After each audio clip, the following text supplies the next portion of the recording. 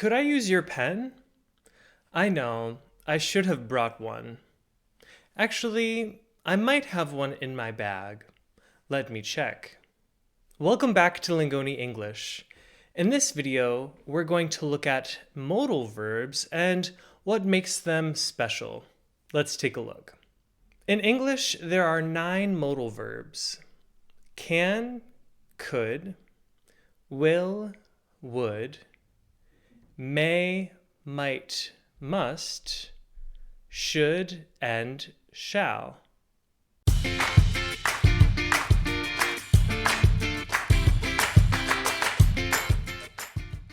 Now, what makes these verbs special? Why do they have their own category called modal verbs? Well, one of the things is that they never change, no matter who the subject is. So, I can, you can, she can, he can, it can, we can, they can. It doesn't change. Also, modal verbs are always used with another verb, which is the main verb of the sentence. For example, you should be nice to your brother. Now here, be is the main verb. Notice that after the modal verb should, you don't use the word to. You simply say, you should be nice to your brother, and not, you should to be nice to your brother. There are some other things you do not do with modal verbs. So you can't use the word to after it. You can't use the word to before it either. And you can't use two modal verbs together as the same helping verb for a main verb. So for example, I can meet you after work. Notice you don't say I will meet you after work, like you might say in some other languages. Again, the correct version is I can meet you after work. And this implies that it will happen in the future, even though you don't use the word will. So that's a little bit about what modal verbs have in common, but in reality, modal verbs are very unique and individual. Each modal verb is used in its own way, and it can have several different meanings and uses. So it doesn't always translate well into just one word in a different language. So be careful about that. Now let's look at how modal verbs are used in the negative and question forms in English. In the question form, you use the modal verb first and then the subject.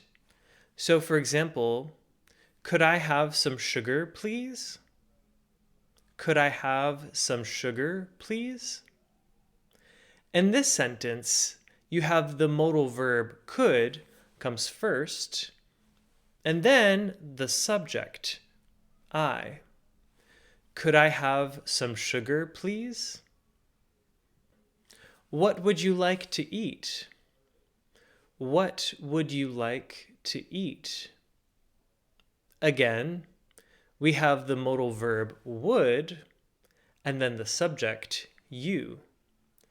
What would you like to eat? Now, to make modal verbs negative, you put the word not after them. Now, can is extra special here because it's the only modal verb where you take the modal verb plus not and have it become one word. Cannot. Cannot. You've probably seen that can plus the OULD modal verbs, could, would, and should, can contract, making can't, couldn't, wouldn't, and shouldn't. There are 2 modal verbs that do not contract, however, and those are may not and might not. There's no contraction for them.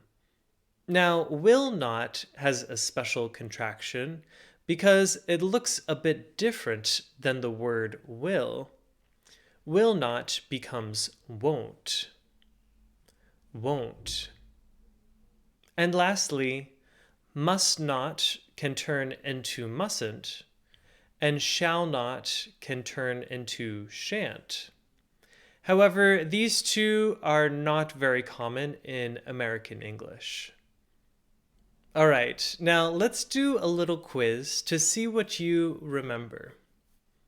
So our first question is, do modal verbs change based on the subject, like I, you, she, he, or it?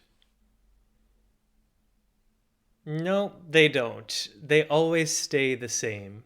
So, he will sleep and I will sleep. They don't change. All right, now question number 2. I will to call you tomorrow, or I will call you tomorrow.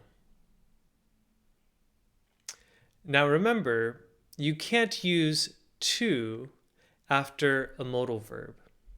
So the correct answer is I will call you tomorrow. All right, now question number 3. How many modal verbs can you use together? The answer is just one. For example, I should cook dinner. We will be able to help you tomorrow. We can help you tomorrow. Now there you have it, modal verbs in English. Go ahead and practice by writing a few sentences with them in the comments below. Thanks for watching Lingoni English. Don't forget to subscribe and check out our other videos for tips on improving your English. We'll see you there.